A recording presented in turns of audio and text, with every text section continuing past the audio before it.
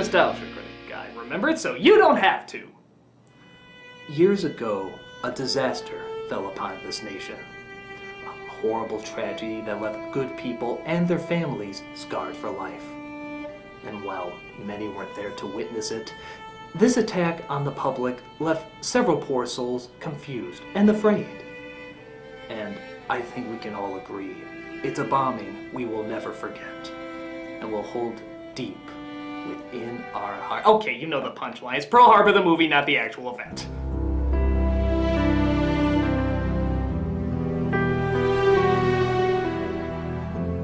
Some of you may find it kind of cold of me to make a joke around that, but if Michael Bay can make up insulting shit about Pearl Harbor, well then so can I. This dumbass flick trying to cash in on the romantic historical fiction based around a tragedy genre, which sad to say is quite a popular genre, is an obvious studio choice to try and get out a butch version of Titanic. Because hey, if the highest grossing film at that time got its profit from teary-eyed women, naturally we can make more marketing to testosterone-filled man penis. The problem is it's over 3 hours long, has no action until the middle, and is under the misconception that Ben Affleck is likable. And seeing how this is still the month of love, I say we get snuggly with the most romantic person we can think of, Michael Bay. Let's awaken the sleeping giant with Pearl Harbor. We open with two boys on a farm pretending to be pilots when one of their dads comes in from his job. I'll get the front! No, you take the back!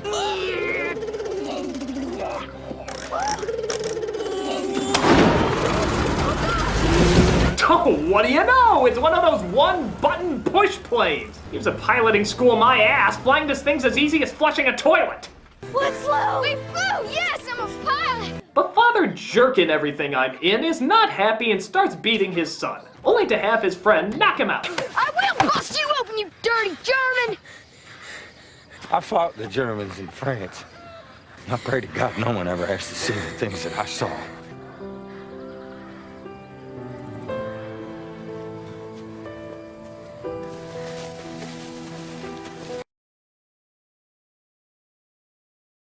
We are so lost. No, we're not. We're not going anywhere. Yes, we are. We have no direction at all. Yes, we do.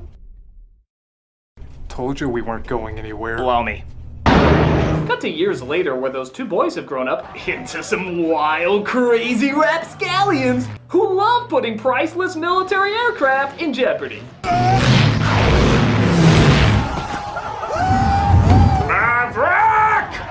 Those farm boys are grounded. Yes, sir, an entirely unacceptable use of military aircraft, sir. I stutter. It's my thing. It's a quick way to identify me without having to give me any character. Get those hedge hoppers in Doolittle's office. Our heroes are played by Ben Affleck, pre-director days, so you can hate him all you want, and Josh Hartnett, who if his eyes were any more squinty would have to see through his eyelids. They're under the command of Colonel Doolittle, played by Alec Baldwin. Pre-I had too much pie, but not post-I need to seriously stop eating the goddamn pie. It's ironic because he plays a person based on a real-life colonel, and yet he's probably the most cliched character in the entire movie. That's not training, Macaulay, that's a stunt. And I personally consider it to be reckless and irresponsible. I was doing it to try to inspire the men, sir, in the way that you've inspired me. I believe the French even have a word for that, when the men get together to honor their leaders. They call it an homage, sir. A what? Don't throw your $1,000,000 words around me! What complicated French phrases are next? Baguette? Croissant? Gerard Depardieu? An homage, sir. That's bullshit, Macaulay! Everybody. But it's very good bullshit! Thank you, sir. Yeah, we like these privates that don't follow commands and endanger their lives and equipment. We need more people like you not doing what we tell you to do. It's like the old saying goes, be all that you can be and do whatever you want. We're flexible. Oh, man, I am one good-looking son of a bitch. So seeing how Michael Bay's forecast calls for permanent sunsets, it's probably best that we cut to the next night. Oh, and here's a fun game. Count how many times they giggle throughout this entire scene. If the Call of Duty means seeing 150 men in their underwear every day, we are here to serve. You know what they're doing where I come from? Cow tipping. That's where you join the Navy. We're Navy nurses, not tourists. I joined to do my patriotic duty. And to meet guys. Past him. Oh, he was getting fresh, so I poked him again. Shut up! Oh, by the way, hi, Jennifer Garner. Yeah, that's really her before she became famous. God, I wish you and these brainless bimbos were all just aliases for your next undercover mission. You gotta tell him the story, Evelyn. Well, it was about 4 weeks ago. So Hartnett tries to help Affleck cheat the physical so he can pass and join the military, but Kate catches on and calls him on it. But Army and Navy requires 20/20 vision. Oh, it's not a problem with my eyes. I mean, I can see. It's just letters. I mix them up sometimes. That's all. I mean, I just get them backwards sometimes. Well, I felt so bad. I had no choice. I passed him. Well, I guess it's nice that she passes dyslexic doofuses, putting most likely several other soldiers at risk in critical times. But all I want to know is, if he constantly gets letters and numbers backwards all the time, then how the hell did he read the cheat sheet? Dipshit, just imagine those letters are up on the board! Because guess what? They are up on the board! Maybe we could celebrate. Celebrate what? Well, you being my hero, for one. They of course start chatting and start up a romance, but is it me, or does it sound like Lucas took over some of this romantic banter here? You are so beautiful, it hurts. It's your nose that hurts. Oh, I think it's my heart. You're so beautiful. It's only because I'm so in love. No, it's because I'm so in love with you. So love has blinded you? Maybe Lucas's screen alias is Randall Wallace. Wouldn't that explain so much? So they spend days and days together until we come to this tired story thread. The fact that he's leaving the next day and is only now telling her about it. But I'm going to the war. Tomorrow, flying with the Eagle Squadron. You're in the U.S. Army. How could they order you to go? I volunteered. I passed you. Now you volunteer for the most dangerous place you could go? It's not your responsibility. It's not your choice. Yeah, we're just a couple. It's not like you have any say in things. It's like Rosie the Riveter says, men call all the shots. Or was it something else? No, that was it. But at least they have one last romantic evening alone together. See, I can't do this. I mean, I can. I want to. I don't want you to have anything about tonight that you regret. If I had one more night to live, I'd want to spend it with you. See, that's what I want to come home to. I want to know the best part of my life still ahead of me. So, the promise of sex will bring you home? Okay, fair enough. But you're still gonna have that lust whether you're with her tonight or not. Why buy the cow, man? Or deny the cow sex, however the phrase goes. So he tells her not to see him off at the train station, but yeah, get a load of this great logic. It's my test. If I tell her not to come and she comes anyway, then I know she loves me. Okay, dude, you kept that you're leaving a secret, sprung it on her the night before, say she has no choice in the matter, are denying her nookie, and you have the bull testicles to be testing her? What the hell do you do for an encore? Tell orphans that they're seeing Santa's workshop, but it's really a war zone and the ones who didn't plug their ears get a cookie? Christ, how close are those Japanese planes again?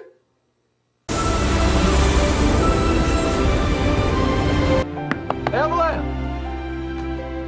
Evelyn!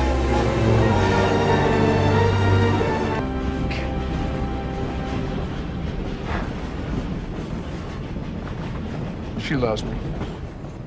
I totally made my girlfriend who I treat badly cry.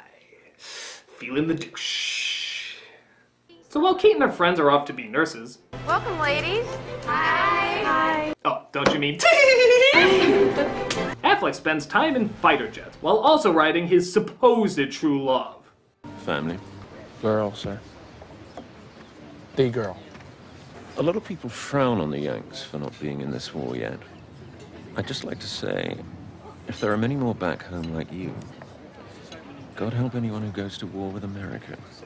Oh, yeah, another thing about this movie. If it could jerk off America's Wang anymore, it'd probably get dick sauce on Cuba.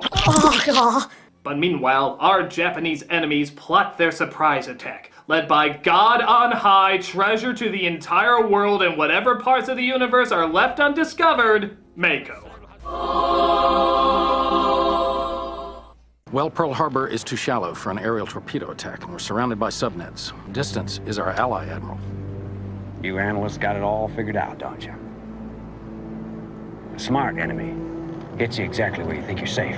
Yes, the smart enemy plots in giant hot tubs with toy battleships that have no markings on it that would identify it as a map.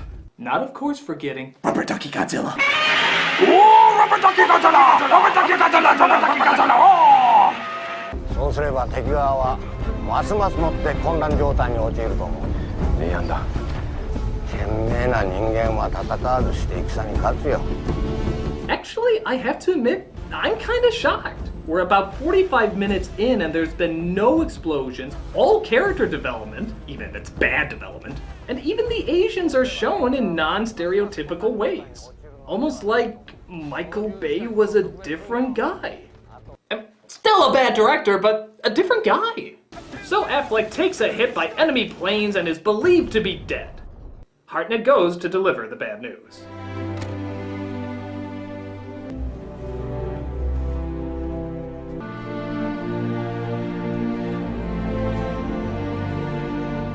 I'm sure he's really gone. That's why the advertisements show him in about 20 more scenes that he wasn't in yet. Hey, while we're at it, I get the feeling Aragorn will make it through the Two Towers also. So Hartnett and Beckinsale tried to deal with their loss of Affleck! I volunteered to go to England. Volunteered? He told me he'd been assigned. So he was trying to protect me. Yeah, that is so like him to protect his buddy. God, I feel like you two have shared so much in the 2, maybe 3 scenes you had together. You know, the ones that never went over 5 fucking minutes. Oh, and speaking of which, did protecting you also include playing chicken with expensive aircrafts? Putting your life and your professional career in danger? Well, at least it was worth it to 86 his girlfriend and leave her nether regions colder than a snowman's rectal thermometer. You know, I gotta admit, from an outsider looking in, I think it's pretty obvious that dear old Affleck is a dear old asshole! How close are those planes again? So, we've had one romance, yes. What about second romance? Hey, we got a visitor. I think I'm falling for her. 3 months later, Kate decides to go to the military base in her finest evening dress to, not hit on Hartnett, but somehow ends up flying with him with her in his lap anyway. Yeah, I'm sure that was sanctioned. Hey Sarge, I'm gonna take my girlfriend up into the air with her in my lap even though the seatbelt can't fit around us. Okay, just be back by 12. My kids are gonna drive the submarine tomorrow. So after their joyride, he takes her into one of the hangars to see if his parachute will still deploy.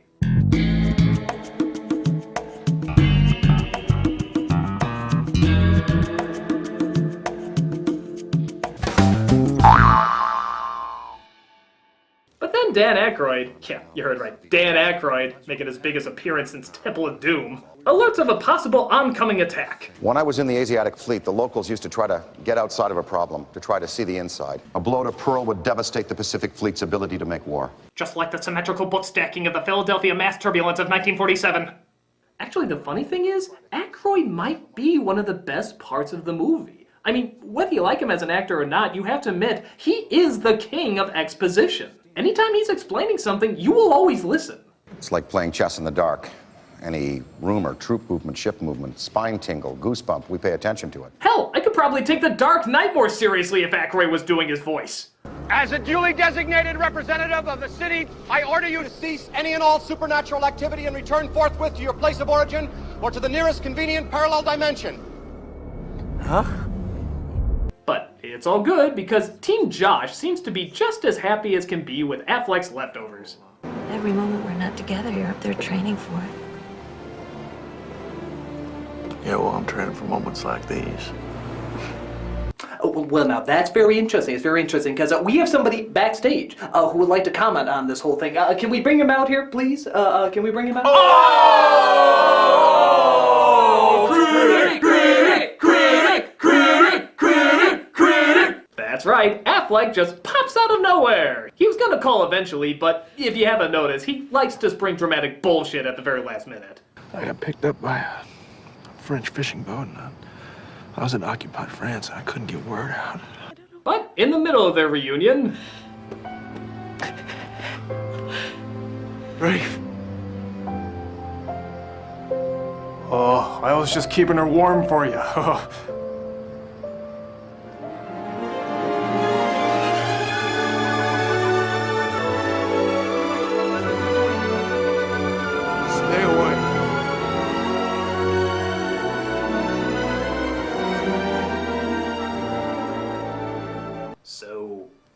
trying to fix this problem, let's go get hammered. And while we're at it, let's throw some dick remarks at the people you thought you were helping, but you were really just being a cockhorse to. Y'all know Danny was even good enough to look out for my girl for me while I was gone. We thought you were dead, Rafe. Life is good, ain't it, Danny? You left her to fight somebody else's war. Yeah, he's only been back for 10 minutes, and already I hate him.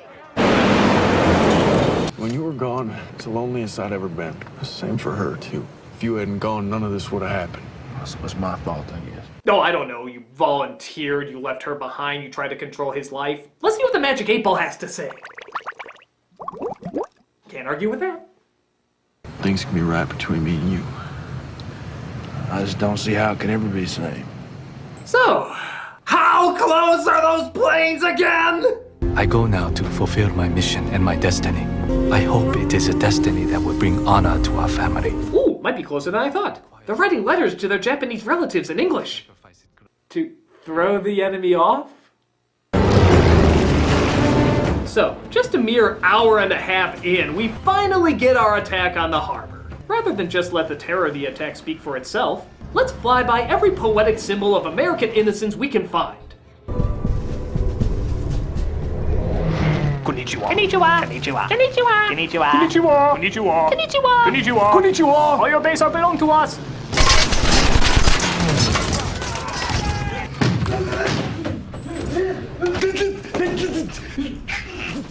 Okay, who made him our communications officer?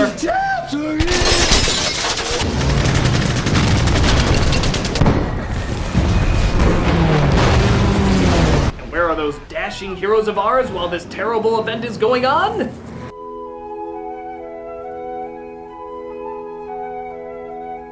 Yeah, I mean, don't let the title of the movie interrupt their love triangle. Let them sleep. Let them figure things out. Yeah, sort of a big problem with this, isn't it? I mean, at least with Titanic, whether you like it or not, you see the fictional characters interact with the real-life characters. So when the tragedy happens, you know who they are and can build emotional connections with them. Here, they're in a car away from the base. I mean, okay, a plane fires at them, but we know the ships is where the majority of the attack is gonna take place. And thus, where we're gonna spend most of our time. But they're never on it. So we never make a connection to any of these people dying. Except maybe Cuba Gooding Jr., who had a quick cameo here and there. And yeah, don't get me wrong, it sucks seeing this. It sucks seeing people get killed. But why waste an hour and a half never showing who they are? You wasted it on characters who don't exist, you don't care about, and aren't even in the center of the attack. Yeah, great call on that. But, with that said, I have to admit, the action for the most part is pretty well done. I mean, you can see what's going on, it's intense, and the effects are very impressive. But even Bay couldn't let this pass without some bullshit moments. For example, is this guy brushing his teeth? Are you shitting me? Buddy, fuck the plaque buildup! I really hope the military doesn't teach people that when they hear explosions, run out into fire in a bath towel! Oh, and how about this crap where the planes are shown firing on civilians at a hospital, even though it was reported that the Japanese never fired on them. Yeah, even when they had a clear shot, they would not fire at the hospital. Fuck that shit! This is Michael Bay's history! This is Randall Wallace's writing! We have to put Kate Beckinsale in danger from those evil Japs who have to fire on hospitals and kill one of those giggling idiots that you barely knew. Oh yeah, I'll miss whatever the hell her name was. Oh, and listen to this. Wait a fuck! You're telling me that a man, a soldier, a sailor in the Navy on a battle cruiser can't swim? Okay. Okay, Michael Bay. Okay, Michael, oh, America, fuck yeah, Michael Bay, I'd do anything for fucking America, I'd jerk it off until it splooges everywhere. You are making our military look like undisciplined asses. I mean, let me get this straight. They take women up in their planes for joyrides, use cheat sheets to pass their eye exams, Which still doesn't make any fucking sense, by the way. Pull off dangerous, ego-stroking stunts, and yet somehow that gets them promoted. Continue to brush their teeth even when they're under attack. By the way, he still has it. Look, he still fucking has it. Don't go protect another soldier or anything. You hold on to that toothbrush, Private. And on top of that, you make the accusation that there are soldiers in the military who can't swim. You know, Dick, because that's what you are, fucking Dick. When you show this image of the American flag destroyed, you're not just showing your dollar store symbolism that says, ooh, America's hurt. But it's very clear that what is important to you is not how you view America. What is important to you is how others see you viewing America. So, you can make up whatever you want. You can fabricate things. You can lie about history. You can exaggerate. You can glorify. You can demonize. You can distort the facts. You can make up the truth. Make up the truth about people who lost their lives in this great tragedy. Why? Because you're doing it in the name that you fucking love America. I'm sorry, I don't fuck around with this shit. I don't, okay? These are people who have lost their lives, people who have been drafted, people who volunteer, people putting their asses on the line, and many of them don't come back. You're taking it upon yourself to show that. And I know what you're thinking. You're thinking, well, I'll just make up people because they weren't really there, so I can do whatever I want with them. I can make shit up. And granted, you don't deserve the responsibility to show real events. You don't live in the real world. But what happens is that when you take it and base it on a real event, and you have to show these real people, you have to get it right, Michael Bay. You have to get it right because this isn't Transformers, okay?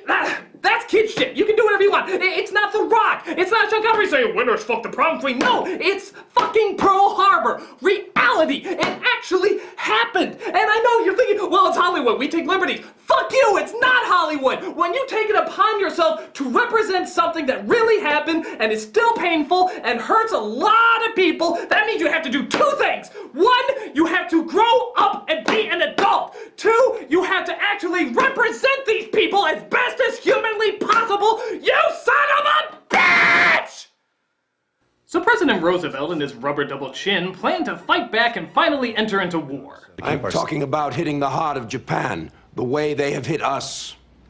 What you're asking can't be done.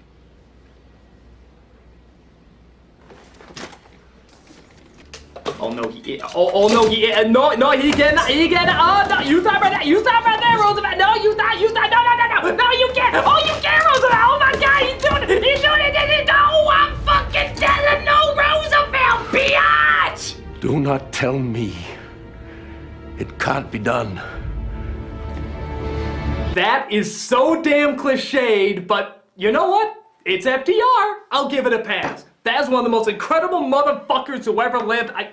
I'm surprised his wheelchair didn't turn into a transformer. Fire consumes the cabinet and his theme song plays him off. It's the one time I want to see Michael Bay go more over the top, I'm not gonna lie. I can't find Danny. Is that why you're here? Oh crap, I forgot about this horse shit. There's no more Japanese bomber planes to save me now. Well, you don't have to explain anything to me. I do. Because you're acting like I didn't love you. Evelyn, loving you kept me alive. It just didn't keep me from leaving you. But it turns out Kate has an even bigger secret. Rafe, I'm pregnant. I haven't told Danny. I don't want him to know. All he needs to think about is how to do this mission and get back alive. Yes, and as any soldier will tell you, a loving woman by your side and child on the way wouldn't be a good motivator at all. Should offer ice cream. Ice cream. So once again, Affleck and Hartnett are assigned together. Awkward. And once again, Doolittle tries to see if he can talk with the animals. I need you for a mission I've been ordered to put together. You know what top secret is? It's not quite as complicated as your $1 million French words, but I think you can deduce what it means. And if it doesn't seem pretty ridiculous asking grown men what words that even a 5-year-old would recognize mean, how about asking grown men to listen to a speech that even a 5-year-old would write? Oh, and I mean it. Every overused, cliched phrase ever used in a speech is used in this dialogue. Like, this is a dangerous mission. The mission I'm asking you to volunteer for is exceptionally dangerous. Look to the man next to you. He'll be dead. Take a look at the man beside you. You or he will be dead. Victory belongs to those who believe in it the most. Victory belongs to those that believe in it the most. I think these people might disagree, but screw it. And let's end with the most cliched of all, I shit you not, those who are brave enough, step forward. Everyone brave enough to accept this, step forward. Do we honestly have a choice if we've been drafted? Okay. Look at those brave American men who can do no wrong. Watch as they kill innocent civilians on their dangerous raid. Oh, wait, we're not gonna show that part that really happened? Okay, well, in that case, why don't we show you the part that didn't happen? When those evil Japanese fired on our civilians at the hospital. It's true, history's written by the winners. Or people so secure about how good their country is that they have to constantly edit it to remind you how good it is. But after their raid, they crash land in China, where Japanese armies are waiting. This makes Affleck's gun growl. No, really, it growls.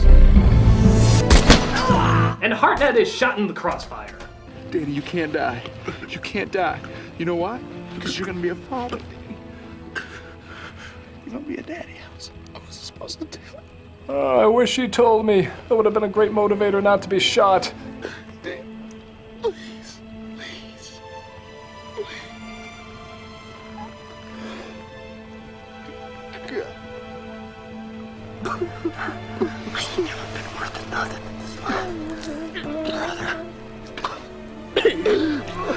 So Hartnett kicks the bucket, the Chinese come to rescue them, Affleck tells the news to Kate, who takes it pretty well, and I guess her whole role in this movie is just to be told men are dead. And they have their child off screen.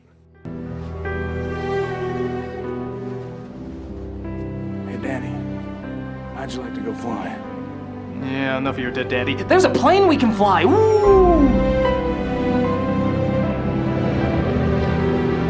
And it doesn't really even end on that big of a note. I guess the film knew that most of the audience had to pee or already walked out, so they just sort of slapped the credits over it. And that was a terrible movie. You know those crappy after-school specials that want to talk to you about drugs but clearly have no idea what they're talking about? That's sort of like Michael Bay in history. If you want to tell a horrible love story, fine, but leave our dead soldiers out of it. Because in the end, it doesn't work as good fiction, and it doesn't work as good history. And honestly, it's just strange that Michael Bay would even try it. I mean, clearly his niche is box office crap, not historical drama. I mean, that's his calling. It's always been his calling. I'm the Nostalgia Critic guy, remember? So you don't have to.